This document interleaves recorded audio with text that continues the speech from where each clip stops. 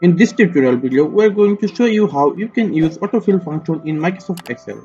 Suppose you want to insert some number in sequence, then autofill function will can help you more.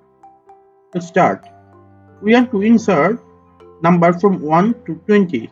So, we are inserting 1, then 2, then selecting those and drag it to the 20 or something like that. Look, these autofill functions are helping you to generate the sequence number in Microsoft Excel. Suppose there is a mistake here. If you enter only one number and drag it to the last, then it will only copy the cell value. For sequence, you just need to click here autofill option and then just fill the series. Look, this is now a autofill function.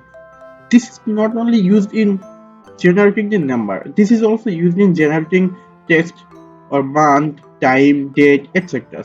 Suppose we are entering January, then